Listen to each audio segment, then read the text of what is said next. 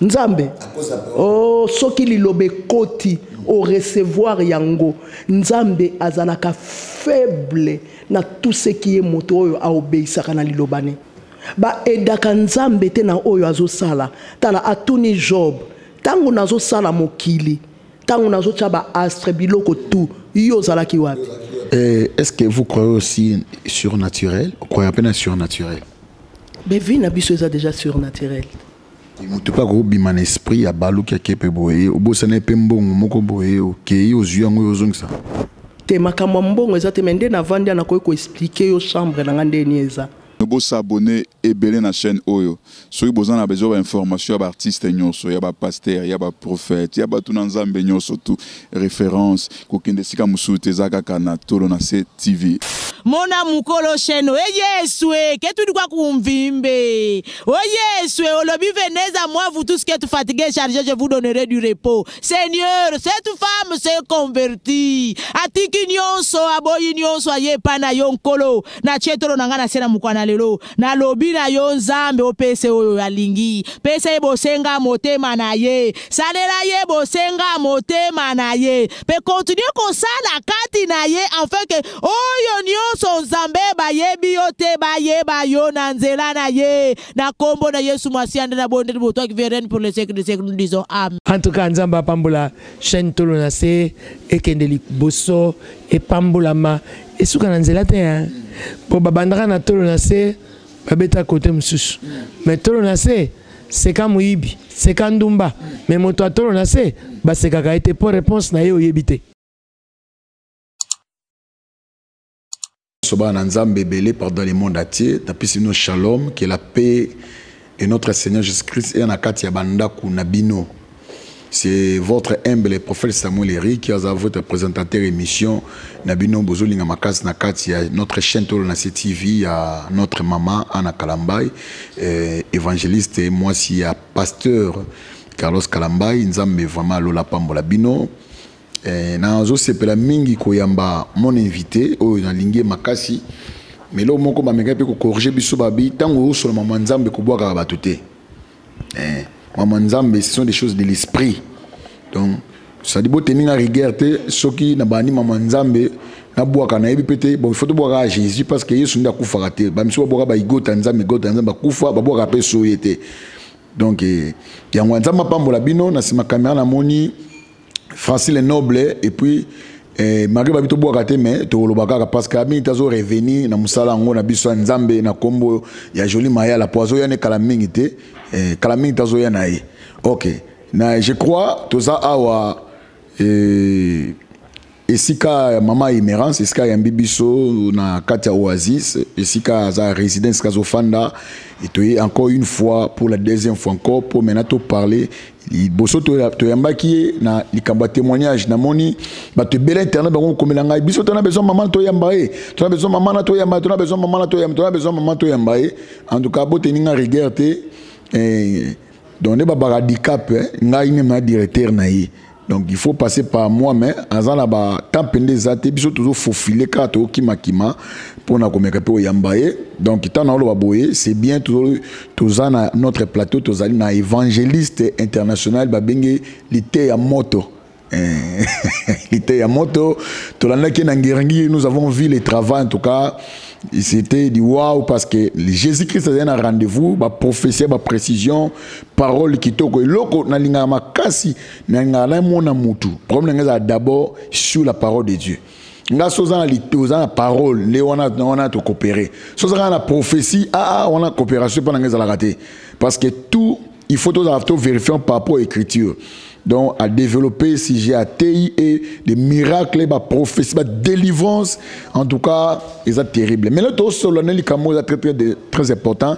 Si je me connais, l'église est en danger. Il aura surtout parlé de mission église. Deuxième, tu parler l'église est en danger. Et l'église est en danger. Maintenant, tu as point zappé moi et belé. Merci beaucoup. Donc, tu as ensemble avec mon caméraman, nous faisons la caméra. Et tu as comme mon invité. Ok, merci beaucoup. Shalom, la servante de l'Éternel. Shalom, prophète Eric. Boni. Grâce sur grâce. Ok, merci beaucoup. Tozana Maman Aimé. Maman Mérance, toujours solanaï de la part de l'éternel Dieu. Il est vraiment, précisément, pour un sujet très, très, très délicate. Oui, il s'engage d'abord tout sur Libota Nzambe parce que le roi chaîne moda chrétienne, tout ce qu'elle a juste n'a cahier des charges, même soit la chrétien, et la chaîne d'évangélisation. Et là, mon autre lando lobby, makamusu, il faut tout traiter en libanda, non à quatre églises. Et là, on a en tout cas, il y a makasi. D'ailleurs, lobby qui est là, parler que l'église est en danger. Mais il faut d'abord, d'abord, mission église sur la terre. Ils Ok, mission et église sur la terre. L'église d'abord, il faut savoir l'église c'est qui.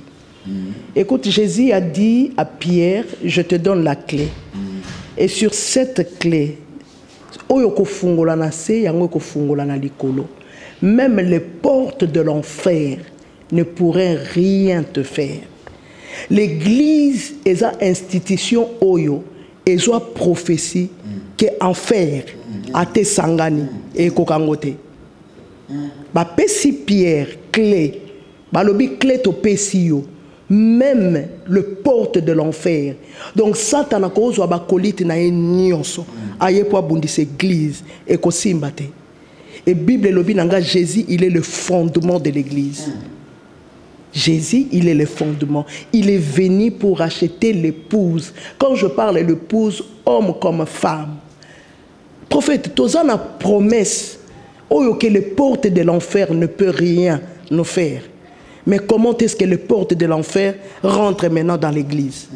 Ce n'est pas possible, c'est qu'il y a quelque chose qui est là-dedans. Il y a quelqu'un qui a ouvert la porte. Merci beaucoup. Il y a quelqu'un qui a ouvert la carte église. Bon, en tout cas, par rapport à la prophétie, lorsque Jésus a vu Pierre, a dit cette pierre, je bâtirai mon église, je te donnerai, Matthieu chapitre 18, verset 17, Sotangi, Matthieu 18, à partir du 16e verset, so quitte au monde, mission principale de l'église dans le monde, dans le temps où c'est pour préparer l'épouse pour l'enlèvement pour l'époux. Dans la Bible, il y a 10 vierges. Les 10 vierges, ils étaient vierges. 10. Mais Bible lobi, ezaki na mitano ya zoba na mitano ya mayele. 5 folles et 5 sages. Bango nyonso bazali na mafuta. Mutazanga ki mafuta azaki te. Prophète, quand Dieu appelle quelqu'un, quand Dieu te donne la vision, il te donne la provision. La provision, c'est l'huile. Mais maintenant, quitte à toi de travailler sur cette huile-là pour na esilate, pour na ebebate, pour na esopanate. Basala qui sait. Pour na esilate, pour na ebebate, pour esopanate. 3 choses. 3 choses. Eza ebele, mais les longs en a une en 3. Ebebate, esilate, esopanate. Toroloba pour na nini, ndenge nini koko sopana, ndenge koko sila, ndenge koko beba. Voilà. Basala qui 10.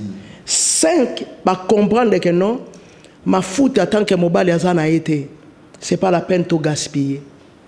Tu vas na biso kutu na mulili, to zela mobile itanga roya, to pelisa ma foute parce que to pelisa muinda parce que moto fois mona biso. Eza époux, bon époux azana été. Bon, on a muinda ya opela pona nani atala ngai. Mais 5 wana mosusu ba comprendre l'importance ya mafuta te. Mobali azate batiki mafuta muinda ya opela, mafuta esili. Bible lobi au milieu de la nuit. Une voix s'est fait attendre. Le pou est là. Bien aimé, mobali ya oyako e ba okosa yo mobali aoya ya libala to monaye. Une voix s'est fait attendre. Ba oyo ba sepelaki ba vanda na molili pour un temps ba zela na bango mobali ba pelisi muinda na bango ba o baba neka ko masolo na masolo akota politique abima akota commerce abima akota chantre abima akota boy mafuta esila ratesani esili ba yesu ko pa ya bisoto ndimena bisoto va na molili meto zela mobali tolobi non awa mesure moto na moto wana moto nyonso comme égoïste moto mukolango Bible lobi mobali na mwasi ba olala mais kelelo ebeti mwasi ake mobali atikali égoïsme yango wana ya nzambe. Mitano bake bakutani na mobali, mitano musu basali nini batikali. Voilà. Tout ça on a sujet wana.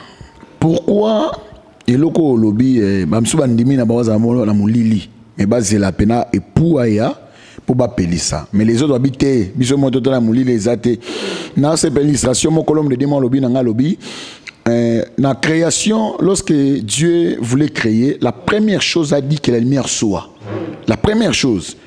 Oh abi tango yoke loko na lekeli. Et Abi Nangabi, pourquoi faut prophète? Nabi, pourquoi?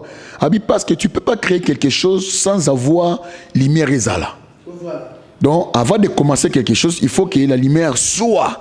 Pour mon amala, mon anon, oaza aimé, oaza boé, parce que pour tâtonner, pour peu de chabilo, ko bien anda, il faut lumière et zala. Il faut qu'on ait un peu de langa. Mais ayo lobi que, bah, on a babité biso, tobo na biso. To garder na biso to nima so mulili mais mafuta na biso ezali soki pour nde biso to ko pelisa pourquoi bango banima ko fala mulili bo pourquoi ba o balingaki banima ki ba gaspiller. Merci nazongi na nos place pasteur wana lobaki alobi Dieu avant de créer toute chose il a dit que la lumière soit et la lumière fut. La lumière est sortie où? Dans le noir. Là où il y avait le noir il y avait la lumière. Kwangeza na kasa kwanga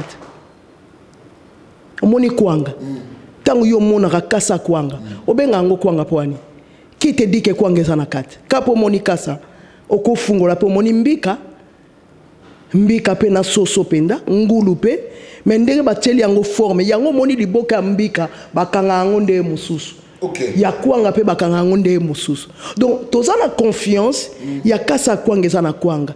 Bible lobi que la lumière soit et la lumière fut. La Bible n'a pas dit la lumière est sortie de Dieu. Non. Là où il y avait le noir, il y avait la lumière. Bible lobi lisusu, il y avait les eaux. Maïezalaki na mokidi. Mais l'esprit de Dieu faisait quoi? Mauvais. Diamant ezaki wapi? Et diamant ezaki wapi? Na se ya mai wana. Na se ya nakati ya mulili. Na se wana kolta eza. Na se wana diamant ezali. Na se wana or ezali. Po nzambe yaki suko kona or te. Tango kaka pasoli. Makambo nyonso ebimi. La lumière est sortie là où il y avait l'éternel. Les femmes savaient qu'il y a une femme de prophète qui est venue chez Élisée à Lobinaye. Les créanciers veulent prendre mes enfants. Je crois qu'ils en ont 2 rois 4. À Lobinaye, à Lobi, tu connais bien mon mari, il a travaillé pour Dieu. Mais à Tiki Banyongo, irresponsable. Yango tolobi ma fute bebate et silate et sopanate. Yo travaillé bien mon travail ko sopa ma foutre. Merci beaucoup. Elisa tuni moi siwana que puis-je faire pour toi? Et loroni nos anango. En fait Elisa linga lo bana moi siwana oh yo vana na prophète Eric. Nde nozo kangata verset mon côté. Ozana nini? Moi sabi nazane logote Elisa ko kai ko ndima te ke moi sana ko ko zange loko. Prophète nyonso ata eloko elongo ata nzambe abwaki lokulo kolo abwakaki Eli le sacrificateur mais Eli azaki na maloba ya koloba na ana kende ana kepa zuizemi Eli oh ya alongoli yango nyonso ekei mais ayebisi Samuel so babengi yo turo kolo masolo ponga te na bengi yo atuni ozana nini alobi nazana mafuta alobi ok. Le problème est résolu. En fait, les femmes savaient que la solution est là où nous sommes. Pourquoi nous devons aller chercher ailleurs? Mutomuso soit kondima kangamane na sapato moko. Yangonde mo lilite. Andimi na yatikala na 10 membres. Mais ceux qui kelelo e beti na yena 10 membres na ibake na bango. E bake bango nyoso 11. Azo landa na yeto batumso 3000 o batumso boite tete. Na vandi na mulili mena obatela mafuta. Soki kaka na yo ki kelelo pa na pelisi. Na ke yona 3000 otikalit. Encore 3000. Ba okende combien? C'est ça aussi. Andimi ko vanda na molili. mais andimi a garder nzambe. Andimi kovanda na soni, mais andimi a garder eloko azanango. Yoka Apocalypse elobi Apocalypse 3:11 alobi voici je reviens bientôt. Retiens bien ce que tu as afin que personne ne prenne ta couronne. Yo lobi na retiens bien ce que j'ai. Bon ce que couronne na rozwa wapi.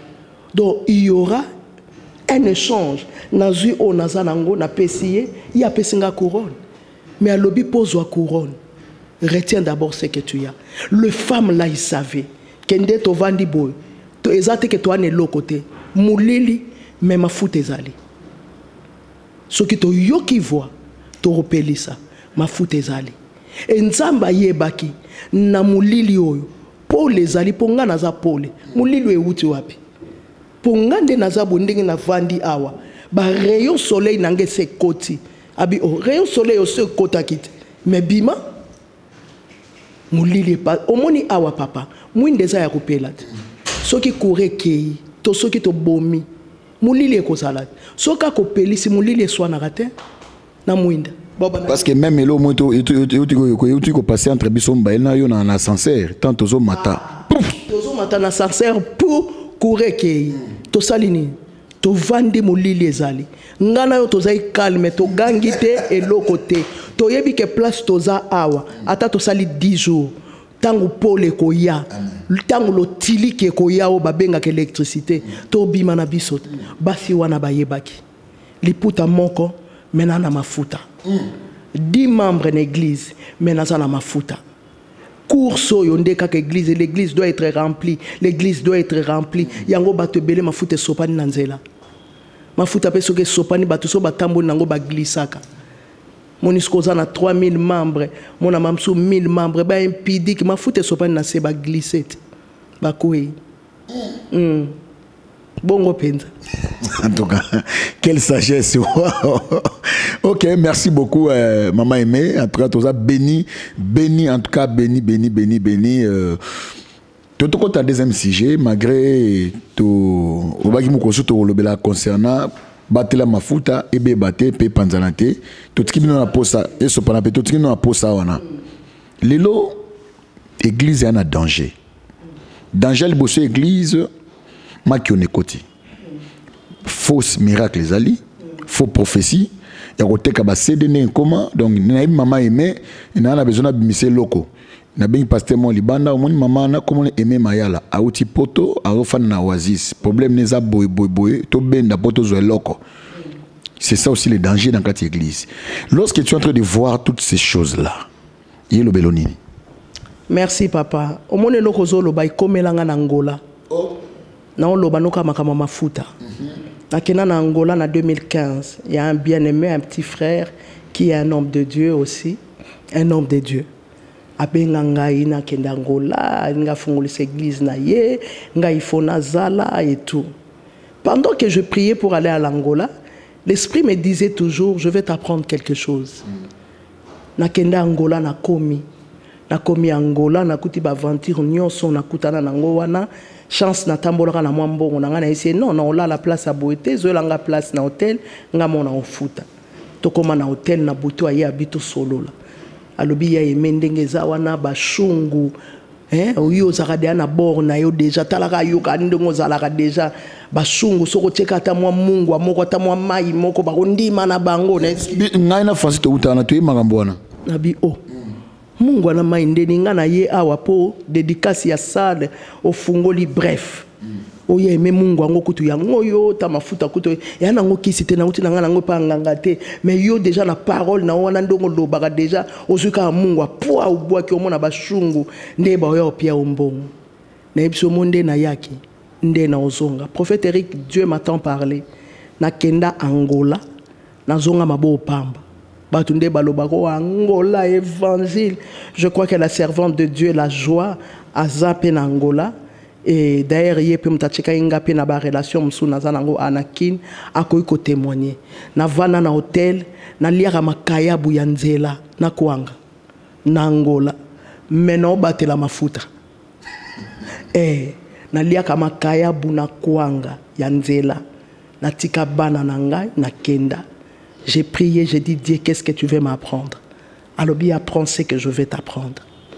soki nalingaki mbongo parce que ezalaki bashungo bazaki na bambongo ebele wana azali na barelation wana. Malheureusement le frère que je parle aujourd'hui aza na prison en Angola. Tu peux vérifier au moment où aza na prison. Je ne vais pas citer son nom, na bombi kombo na ye, aza na prison. Après émission na opeso kombo na ye. Sa sœur c'est une femme d'un serviteur de Dieu en Angola. Bato ba olandanga ya Angola ba yebi. Je suis allé là-bas, je racontais aussi à un homme de Dieu, Patrick Yoya, qui m'avait invité na TIP na église na ye. Bref, nazonga maboko pamba. Na mbongo na kenda ki nango na dépensé susu. Mais nazaki na billet nanga. Je perdis tout. Ba bijoux nanga, ba montre, ba nini, biloko, na perdre yango. Mais nazonga na mafuta.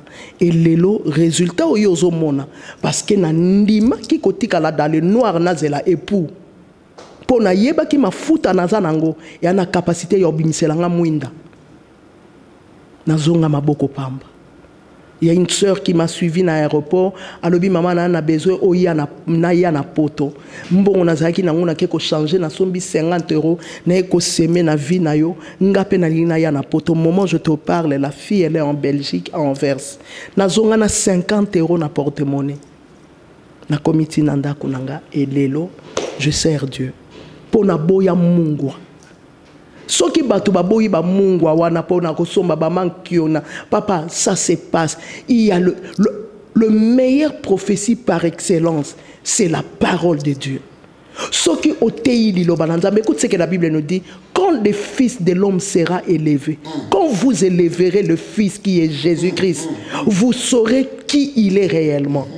Jésus défend toujours son nom.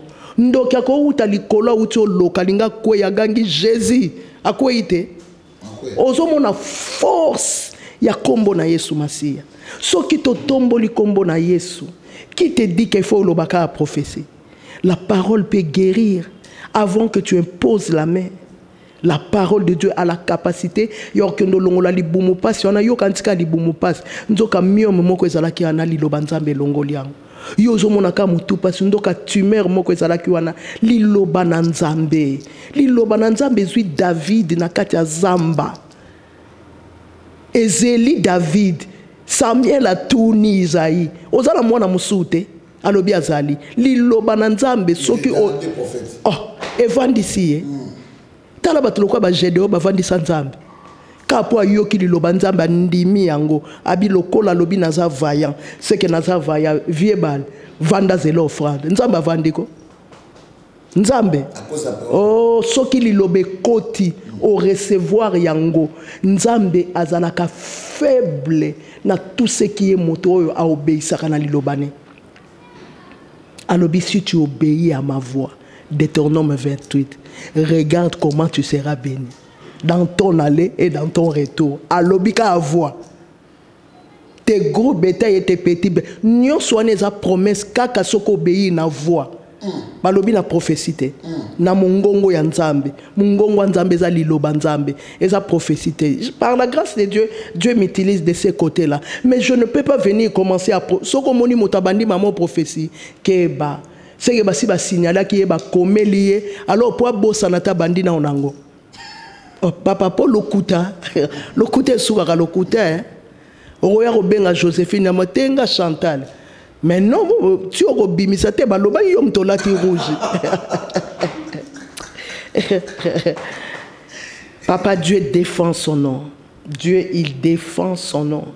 Jésus baye kokangaye a tout ni ba soldat. Bo lukana ni question moko et quoi ça bangona c'est. Question. Il défend son nom papa. Merci beaucoup, il défend son nom. Notre Seigneur Jésus-Christ n'a bien un maître absolu. Et s'il y a des maîtres, c'est lui aussi le maître. S'il y a des dieux, il y a Azali, maître Azali Nzambe, il y a Nzambe. Et le mot bangi sanga voit mbazuka ka motole pambe côté nanda kwa Dagon. Pas Jésus. Juste le moko boye. Mais côté sango bana la tongo Dagon kwe Dagon. Donc il a des fois les kelanga.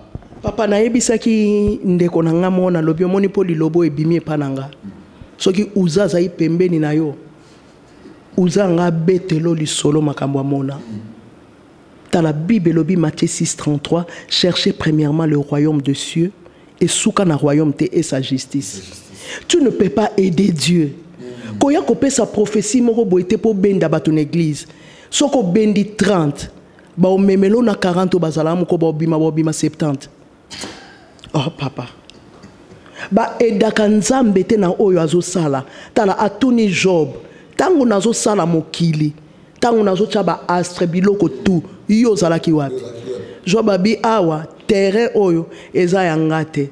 Abi mon oreille a entendu parler de toi mais maintenant mon œil t'a vu. Ngana lobi oza intègre. Yo lingo zo ki intégrité no kokisana oyanga. E kokanate. E kokanate. Oyebi Ezekiel nzamba memiye na niveau moko ezali na domaine na yete. Parce que un prophète vient avec la parole de Dieu pour dire au peuple de Dieu. Mais nzamba memiye na osement desséché. Mikou esi e kauka. Na linga réponse na ye. Nzamba tuniye. Est-ce que mikou e koko revivre? À comprendre que awe a domaine nangate. Ponga il faut na lobaka. Après na yebisi peuple nzambe dit amen. Awa mutako lobelanga amen. Ezate o batumsu bakomelango en anglais say amen. Awa amen ezata lobi c'est toi qui connais. Abi d'accord lokwa ngam na yebi na sala yo mosakoli sikoyo loba. Pona nini mankiona na minute wana ya na mankiona papa mikuwa ane ko bando landa ye obi mikuwa so ezo beto na désordre zo comprendre te.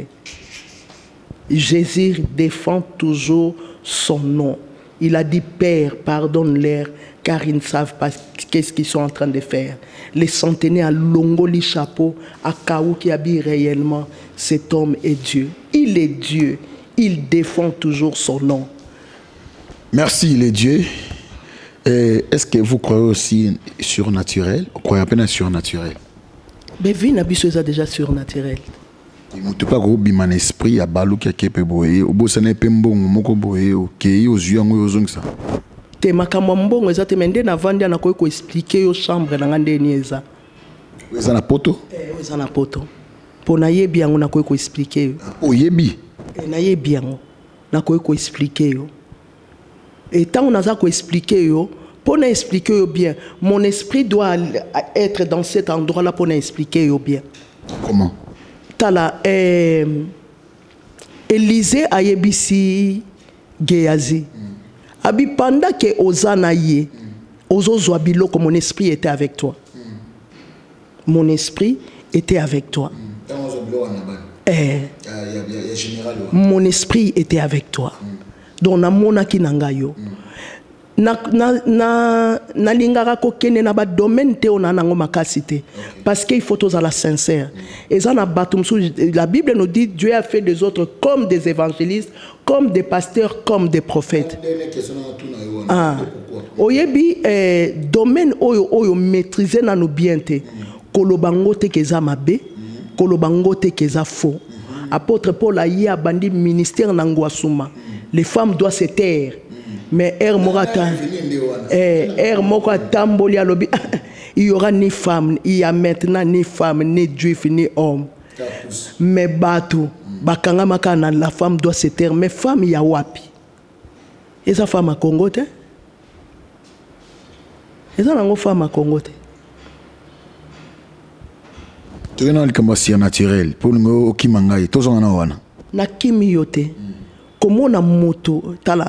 Moto mbongo moko ayeko yebisa Jésus alobi na sa nene pona hérité royaume. Nicodème. Ayebisi naninga yo tango pia nga bakombo. Ayebisi eteka nyonso. Obota mambala mibale. Ayebisi ndeni na kokota suna kata libum. Prophète, yo ndongo zana batu balukaka extraterrestre. Yo za extraterrestre. Biso na yonde to vandibo.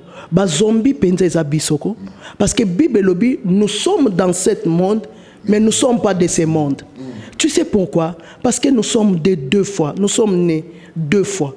Nous avons la capacité de marcher naturellement et nous avons la capacité de marcher surnaturellement.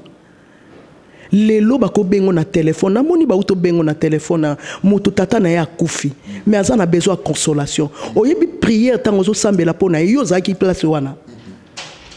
Mais ton esprit est là, mutu azui pe kimia. C'est vrai que papa koufi, mais à partir à coup de fil nayo, au activer domaine spirituel, liboko nayo naturel. Mais c'est ce qu'on appelle la foi, non? Je crois que naza awa me liboko nangai na imposé ango likolo ndeko nangai et azui kimia. C'est ça le surnaturel. Yo le surnaturel ango lingeza ndeni. Kena kota na kati nzoto mutakufa, ba wana za domaine nangate, mais je crois au surnaturel. Merci. 2 ou 3 questions à Souka ou Nanaloba. Tous en 5 ministères. Mais aujourd'hui, nous avons débattu, nous avons débattu qu'on se situe, nous avons débattu, nous avons Saint-Père, nous avons débattu archipape, nous avons débattu, bon, nous avons évité, non, et puis nous avons pasteur, directement comme évêque, dans un matin, frère, évangéliste, apôtre. Ceux qui sont moi, mbonge qui côté ba prophète qui prophète, ceux qui côté ba évêque qui, donc azo ba ko se situer place na été. Ba biloko nyonso na ba appellation ba kombo ba titre honorifique ba bazoka wana. Ça sert à quoi pour nous édifier ni na kati église ya Nzambe. Oyebi Jésus aloba ki alobi n'aimez pas le monde ni les choses qui sont dans le monde. Oyo wana eza des choses qui sont dans le monde. Moto akanisi so ba bengi archipape. Nde akomi likolo ya bato mosusu non. Na ebisa ki o titre eleki ba titre nyonso lokola enfant de Dieu ezate. Ezaka ba dénomination. Oyo bato baningi bazwa kaka ekosala nango eloko moko te ekomema mutu pe eloko moko te. Oyebi na ko bengo daddy. Eza nango na anglais biso bato to mona daddy grave. Eza papa. Un anglophone soro lobi daddy. Azoka moyo ndeni yo soka mo daddy mais daddy na ngaite. Basi nyonso bavana na Angleterre babenga mibali na bango ba daddy. Babenga mibali na bango ba daddy. Eza kaka ba kombo batu balingi ba mitia ba milatela. On a so comprendre te pourquoi ba komi ndengwana na so yeba te. Mo kaza prophète en akepota komi simple. OK, toujours que ni moi muke tant lobi bongo et lo mo yelinga rapidement prendre tout na yo question. Un homme de Dieu lorsque tu m'a monza me comme kota ma musique profonde. OK ko ba ko comme ça ba mission profonde. Na habite abungi mission to soit dans la kata mission. Ya wana kuteza question à reposer te azali banda. Ezali banda. Eza wana eza ivrette. So ivre basala ngoni. Balongola ngo azali banda. Wana ezali banda. Bon na yebite appel na ye peut-être azani apôtre Paul. Non, apôtre Paul a dit lorsque je suis avec des païens, c'est pour une mission. Mais lui, il a passé, il commence à dire que nayoka kipna musique ya kingandi, en tout cas il s'allie bien. A beti bien, il na ba beti bien mais il on a fois lukana na kota nanu, ça dit sous forme lokola ndenge frère Samuel, les frères ba communauté, mais bien na kombo sakara de kunta. Ça dit akomi adoske ça komi ko ça qui sankara de kunta. Frère Samuel ce na pesi mbote. Comme ça le mais un pasteur o ba yebi asala mangamo ka moi ayebe mais hier bandi okota koyeba ke oya beti mabe oya beti malamu. Mais papa lobby apôtre Paul a lobby ni. Non, oya apôtre Paul a loba, ils a objectif moi ça très bien. Wana objectif en toye bien mais bisonyo sope yo bisona yo toti ba côté moko tozayi non yo mobi ke non zaki ozayi jidoka moins ba systématique mais lelo l'œuvre de sali qui po comment yo komi lelo batu lokola ba ce qui encore les no ba apôtre Christian o ba bengi ba no bengi dakumuda apôtre Christian zaki na musique profonde aye nani aba niveau même na ko buka aye apôtre Christian biki yenengizana akimi pia ka yonga na mambo nzambe donc komi ko buka ole kutu a apprécier akomi buka abano buka nani évangéliste Jeff Fonge abiye kutu depuis ka nzambe mambo nzambe aye bien ngote puis donc ni ko buka bato ba se convertir. Parce que tant que tu as maman et en tant qu'une servante de l'Éternel, tant que tu as eu bon, maman, c'est la mission, hein. Madame, c'est la mission parce que on a besoin de musique profane, on a besoin de âme. Et maman, c'est la mission, il y a qu'on gagner bango et maman, stratégie na pour na ko gagner bango et ça yangwana. To pia ina autant. To sambi sana no makasite, to zelana. Babi auto bandat. et tozela non tota soki ezwa une année so ezwa 2 ans mamso mwaka frère wana wa lobaki wana abongoli pe motema ba GF pe toyeba kite ba frère Dakumuda pe toyeba ite bon ye peut-être stratégie na ye o alinga salela yango wana po Jésus azali na ba stratégie ebele ya te ina luliloba nzambe ayena na sengi yo bwatu na yo ate inango soka silisi lokolo pécha ko zwa kite alobi jet bon ye peut-être stratégie na ye to pia enanta. Ok, mais la question. Pour me dire, comprendre déjà au ligne de polémique, au niveau quoi dans stade on a polémique. Le lot et comme un phénomène comme Mabé, est-ce que maman aimé, vous croyez que Moutako Koufa Penza m'a remis en enfer, na paradis? Bon, nanu nazui grâce yako sala eloko wanate. Mais tout ce que je sais, le paradis n'est pas encore ouvert. Il faut moi minanote. Aussi l'enfer. Nanu pe fungwa mite. So batwana ba oke na séjourner. Ok, ilola amoni moko abi amoni Charles Mumbala limisa mpona terme alati sous vêtement munene aota mona limité na bité limité. Frère, yango na lobaki Bible lobi. Bon, na bengi frère étant kende quoi, prophète Eric. Oui. Et Bible lobi cherchait premièrement le royaume et la justice.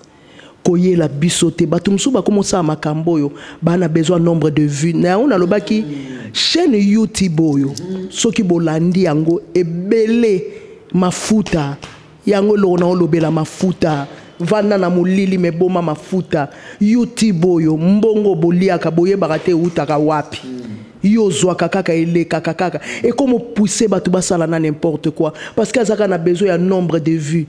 Baton basala raba émission ngo vraiment franchement c'est soutenu où dans la parole de Dieu. Où est la parole papa? Oui on mataki na lola mais liloba nini nzamba pesi yo o eza soutenu na Bible po ya kopia biso. Sur cher frère Charles Mumbaya na kaleso munene papa nzamba la kisara motunidité na yete. Adam na Ève batikali bolumbu ba mizipi makasa le premier couturier c'est Dieu. Eza nzambe. Nzamba lobi non makasa te. Makasa soki moye bimi eko kauka. Poso ya nyama. L'agneau. Azu yango azipi moto. Comment nzambe moko azipi moto? Aboy ko mona bolumbu na ye. Mais nzamba yo lakso bolumbu a moto. Non, ne jouez pas avec Dieu yaya. Tout kama solo wana loba kaka ke no bobeti manki ona na bino na mususu mo ba mususu ebima ke ba bimisi mutu na cercueil mutu azoli après ba vidéo comme belé. Non papa, non, nous sommes dans le temps de la fin. Nous sommes natangwa sukandeko. Soki olingi yaya évangile futaka. Évangile oh Évangile et foutara Bible lobby, il est le rémunérateur de tout ce qui les cherche. Rémunération ezani. Mbongo mutuka ndaku tika la kaka na nzambe. Ta la pierre à télémessi Jésus. Abi oh. Yo tozo landa yo boy. Na tiki nyonso. Na landi yo na ozwanini. Pierre atika mwasi na bokilo. Na ndaku. Oui. Mais akei. Atuni Jésus na olanda nini. Jésus abi kobanga te. Na siècle présent. Au Zoyango, dans siècle à venir, la vie éternelle. Nzambe a futaka. Omoni Nzambe a futaka papa. Tika la fidèle. Oh batu balobaka oh ya Nzambe ou melakate. Nzamba yebi ke na minute au prophète so apesinga 1 million. Omoni mission to ça sous tête je suis avec toi en esprit. Obenga bonaza hôtel na hôtel du fleuve. Obenga bonaza so côté nini. Obenga bona yo sala accident pamba na yo somba voiture ezara moyen de transport na comme frime la ngonzora awa na kishasa ba pousa nde mona potote eza poussa ba tupe ya wewa bazalia nzamba yebi tala Jésus a lobi on ne prend pas le perle pour donner au pourceau. Bazwaka perle te opesa yango na ngulu ayebi na yete ngulu fait tanga kotana na poto ke na po et embellir po na ye parce que na cochon babwaka ke lokote nyonso basalela ka yango ngulu ayebi na yete ozocha e perle oke nango wapi ye faut embellir po na ye il faut kotana na poto c'est ça papa nzamba futaka nzambe afutaka prophète toza awa na mikolo ezoya bamsupe bakoloba simbi mais nga lokwa na simbaka na nga dafalga na nirofène kisi pena na simbaka na melaka neti siko nazoka neti mwa fatigue na otia vitamine C na mai na meli esalaka chwa na mai. Ok, merci beaucoup. J'ai quoi presque un souka. Il y a notre émission, ça n'a bien. Tant que batte, mais la gabasi batte, y a té, n'engi apporte pas, je permets pas les femmes de se mettre devant sa médecin. La femme doit se taire. Il faut. Soit là toute une question une fois qu'il n'est pas ya mobile na katanda kwa tuna mais aujourd'hui comme si les femmes batelemi babiso mo sazotea yazali marque ya Jezabel tant yo kakiloko wana na ebité okoloba neti nini oyebi natangi livre moko ya Branham nazala ngo mo ebele c'est un homme qui édifie beaucoup na suka livre na lobi je peur que quand je partirai que les gens m'appellent Dieu. Mon apôtre Paul y est mon place à Vandi, na kata niyo ya témoin na Hébreux 12. Apôtre Paul azalaka. Na lingina poser ka question. Tant que Jésus a koutani na femme samaritaine, ayebisi a bengele mobali na ye. Alobi azana mobilité. Tant que moi si on a koti na ville ke teya. Parce qu'il y a une évangélisation. Pourquoi Jésus a yebisa ki était kene na onanda ku kangama na on apporte ti mukolo bala simo que peut s'évangile. Marie de Magdala Koutani na Yesu. Baye bango nyonso ba vérifier le tombeau était vide. Mais elle dans son cœur, elle savait que le maître avait dit. Yaya so ki Yesu akotio na motema okokipe kututeke awa molili ezalaka awa baboma kabatu. Son problème c'était voir mon maître jusqu'à ce qu'il y a moni Rabouni. À reconnaître Rabouni, à reconnaître le maître. Pourquoi Jésus a dit que toi tu n'as pas droit. Tais-toi, ne dis rien. Jusqu'à ce que nous avons Pierre. Bon, tu vas qui même sa bango. Bazande ba égoïste. Bango babata maki nanda ko bino bobata maki. Bobo ya ko bima bobangi biso tozwa risque, tozwi parfum, to bimi, to keti na tombe, to yeli bino sango. So bon bomba biso na nkoko. Non. Non, Jésus avait dit tout est accompli. Dans le ministère, il y a Yesu basi basalat. Frère Mora ebisa kinga lobi, dans le ministère, il y a Yesu basi basalat, mais basi batikala côté yate. Mais pendant que Jésus était là, apôtre Pierre na Jean batikala côté yate. Bandoti na bonka mission boke bobonde di bozongi. Tant le Saint-Esprit kitaki, pourquoi le baïté que quitter la basité et quitter la mibali? Parce que basi tourne na bangweza. Non, ba débat na disque wana beba. Disque wana e beba déjà. Et beba. Et puis tala bateau batelemela kaka basi, tala bango bien. Na on appelle sur ka devoir, tala bango très bien. Oromona. Pasteur moko azo célébrer l'homme de Dieu moko boye. Abima ki na likamu moko apasi. Alobi bango ba bebisa doctrine. Bisoti lelo basi bateya kate mais bango basi bateya kate mais na réunion ba mama banani bateya ba mama bateya mais parce que mbala za lokola nzambe l'homme ne peut pas être là que la femme ate mateya so moi ça te bongo izani na Jezabel. Bon moi d'un côté moi je crois au ministère de la femme nzambe mais dans la Bible le j'avais dit que vous êtes des dieux achaki vous achaki na moi c'est na mobalite mais pourquoi vous mourrez comme des hommes? Dieu lui-même, il a dit, je te ferai une aide semblable. D'ailleurs, quand l'aide vient, c'est que la personne qui était partie, il est fatigué. Tant on va envoyer un renfort, parce que bateau va kene di bosso ba lembi. Oui, bateau va kene di bosso ba lembi, bateau va kene di bosso ba bebisi, bateau va kene ki di bosso ba sali makamonde batinda ibangote, batinde li renfort. Batindi renfort, balobi zoa soin ya renfort, ozu soin ya renfort. Et après kolobo moi sa côté qui dit sous moi si doit se taire. Non, quand Jésus il est venu pour nous racheter. Atuni moi si wana, ouais batu ba Orlando po ba moma banga. Abi bazate baki abi bonga na obambelo nini. Ngane na ye na zong sabinote. Tala, kaka le même côte. Oyo ba longo la kita mobali ya lalaki. Jésus ava kufa. Il fallait ito bimat. Ba traiter makamna bino tout ba silisi. Jésus a dit non, non kufandeni. Moi si na bimite, mopanga na mopandi pak. Abi bino pe boana part de parler pour cette chose. to bima wana balongola ngo kasi na mapipi nyonso ya Yesu balongola parti wana. Ok, ça va. Merci beaucoup. Merci vraiment, Maman Aimé. Mademoiselle Belé à Koloba. Pébi que tu revenir encore avant que Omekepe Kozonga iska ozalaka. Et n'habite quelques 2 ou 3 mots au Koloba na batelespectateur ba Holanda biso de ta part. Je voulais juste parler à nous les femmes. Restons dans la parole de Dieu. Arrêtez de mélanger des choses. Des fois, c'est nous aussi qui poussons aux hommes de ne pas croire avec de nous. Restons dans la parole de Dieu. Restons là où Jésus nous a appelés. Yesu benga biso poto sala musala na ye. Totika ba mélange ozote ya même temps liloba na Nzambe ozoye la batu ba émission moko non. Il y a des gens au Nzambe atiaba éloquence kat na bango o bakoy ko sala maka mosusu.